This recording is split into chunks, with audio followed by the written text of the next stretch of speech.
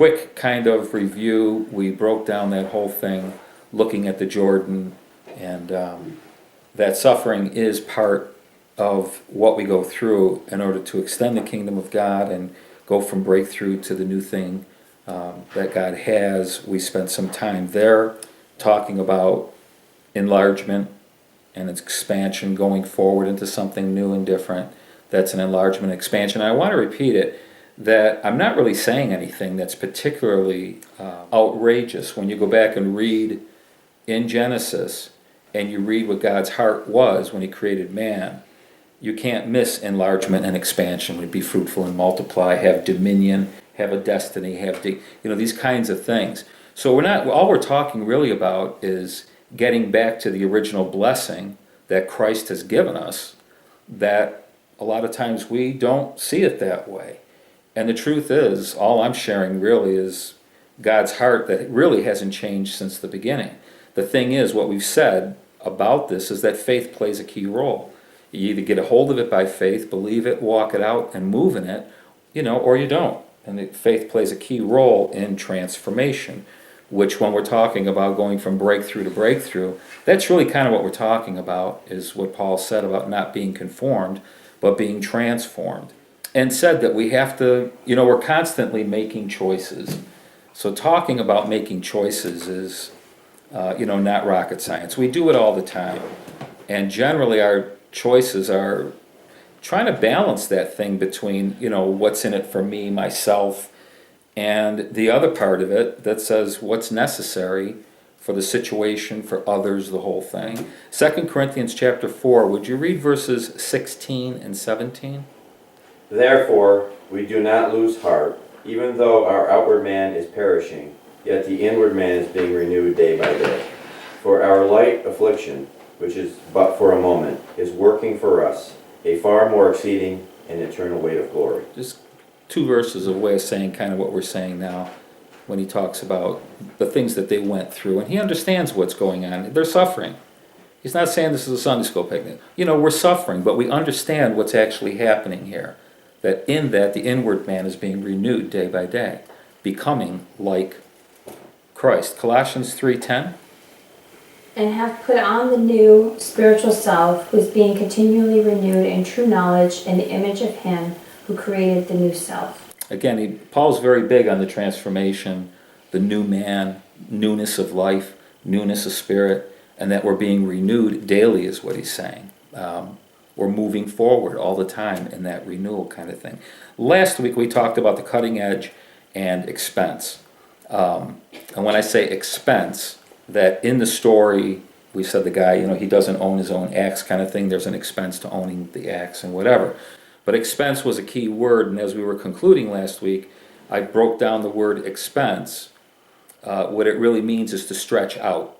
And when you think about any expense, when we're expending time or money, there's a stretching going on.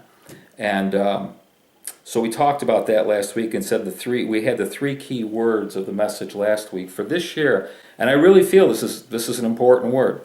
The three key words were wisdom, willingness, and possessing. And rather than going through all that again, David is very good to post the stuff online. You can go listen to it. You get the notes on Monday, whatever.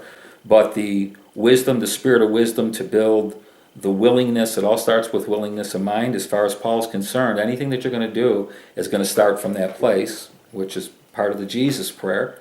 Not just visiting places, but literally possessing. In other words, we go and we occupy this new ground and we possess it. That's really what God's plan has been all along. We said that when they went into the promised land, the words that God uses every time he speaks to Moses and Joshua, he keeps talking about possessing the land, possessing the land.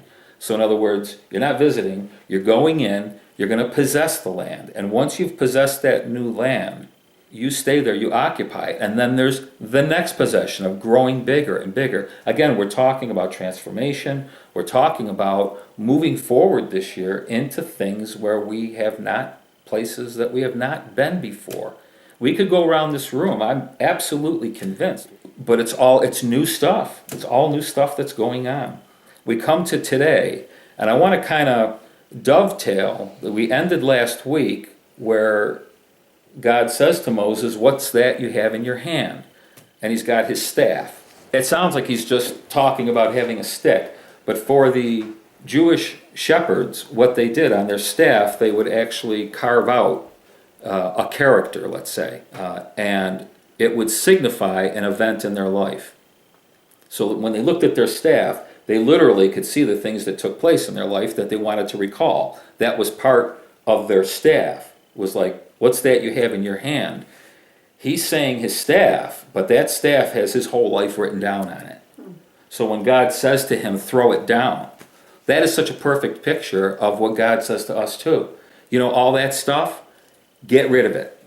You're going to have to throw it down. You're going to have to get rid of it. Whatever it might be, throw it down. When Moses throws it down, when he gets rid of that thing that he calls this is my life, when he gets rid of his life, it turns into a serpent, which is a revelation to him that that thing is what's eating him alive. He thinks it's helping him, and no, it's not. It's not helping you. It's eating you alive. He throws it down, and he runs. The serpent starts chasing Moses. It must have been quite a sight. I read stuff like that, and I got a cartoon mind, like Carol says, so I kind of picture this. He's 80 years old, you know, this 80-year-old guy running around with a snake chain, and God tells him to turn around and pick it up. That's what it is. When he picks it up, it is no longer the life that he chiseled out. Now he's got something. He's got the rod of God in his hand. He's got a new life. He's got a new spirit. He's got a new anointing. He's got something entirely different. Not something that he fashioned, but something that God did. And that's where we ended up last week, because this guy, when he loses that axe head, all he's left with is an axe handle. And anybody here who's ever lost an axe head, if you're chopping wood or something, when you're left with just an axe handle in your hand, I mean, it's worthless. And it looks silly, too. What do you got? A stick. I got nothing, man. Without the axe head, I got nothing. And this is all tying together like with Moses. So what I want to do, can we go to Exodus 14? Exodus 14 is the crossing of the Red Sea. We're not going to read the entire chapter. I've selected some verses that'll get us through the chapter and see how this stretching, what do you have in your hand, this whole thing. Okay? We're at the point where they're literally at the Red Sea. Would you read verse 10? And as Pharaoh drew near, the sons of Israel looked, and behold, the Egyptians were marching after them, and they became very frightened. So the sons of Israel cried out to the Lord. I'm not going to pick on the Israelites, because I got to figure they had generations of seeing this awesome army of the Egyptians. So when you see them chasing you, there is something to be concerned about. I don't want to belittle fear. Okay, when I say, and I've said it a couple times the last couple of weeks, that this fear versus faith. I mean, I could preach it up one side and down the other, get you all excited, and then fear is going to hit this week or next week. Something will happen, and we do kind of come in. We're faced with fear. These guys are faced with fear. In order to move forward, I mean, let's face it. When it comes to suffering, one of the reasons we don't want to suffer, we're afraid. You know, fear is involved. Pain is a fearful thing. You know.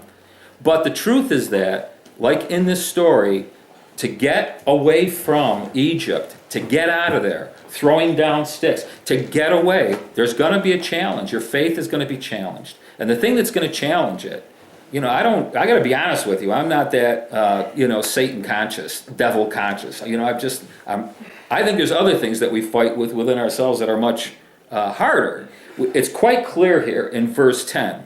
That there's fear versus faith going on. They cry out to God, and it's a bit like this guy when he loses the axe head. He cries out, doesn't he, to Elisha, "Alas, it was borrowed." You know, he freaks. These guys are freaking out. Verses 11 and 12. Then they said to Moses, "Is it because there were no graves in Egypt that you have taken us away to die in the wilderness? Why have you dealt with us in this way, bringing us out of Egypt? Is this not the word we spoke to you in Egypt, saying, 'Leave us alone that we may serve the Egyptians'? For it would have been better for us to serve the Egyptians than to die in the wilderness." So they're having a go at Moses. They said, "We told you so." That's what we told you so. Didn't we tell you this? When you told us that we were leaving, I told you back in Egypt this wasn't such a great idea. We're happy enough here. So we're slaves. So we're humiliated. So we're ashamed. They're railing on him. But they say something. 3 words. Better for us. It would have been better for us. Now, who does that sound like? Somebody I've talked about a couple times? Gehazi. What's in it for me? It would have been better for me And we are faced with that balance between self and what really is necessary for the betterment of others kind of thing. The truth is that fear and stress can cause a sense of entitlement when I say it's better for me. We can't help but turn inward and say, I'm going into self-protection mode. I'm going to do what's best for me. That's all I see is me. I look in the mirror all the time. Verses 13 and 14. Now this is Moses' response. But Moses said to the people, do not fear. Stand by and see the salvation of the Lord, which he will accomplish for you today. For the Egyptians you have seen today, you will never see them again forever. For the Lord will fight for you while you keep silent. So he tells them to stand still. He doesn't say go. He says stand still. Watch. You're going to see something now. You're going to see the salvation of the Lord. Twice he says, he will do this. He will do that. God's going to do it all. You don't have to do it. Just stand still and watch the show. You don't have to do anything. Now, Isaiah 30:15 says that in quiet and confidence shall be your strength. So I am not saying that what I'm about to say is always the case, because there are times we just have to learn how to calm down and just be quiet and relax. He will keep him in perfect peace, whose mind is stayed on him, because he trusts in him. There's that moment.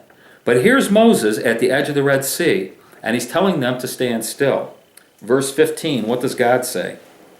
Then the Lord said to Moses, why are you crying out to me? Tell the sons of Israel to go forward. It's an interesting response on God's part. Why are you crying out to me? Move out and move on. And this is kind of what I'm saying for 2018. Stop standing there and saying, oh God, you've got to do this, and waiting on God to do something when God's saying move forward. If you move forward, I'll show you what I'll do. But you need to move forward. Otherwise, you're going to stand at the Red Sea, and I'm telling you, those nutcases running up behind you, they're going to make mincemeat out of you.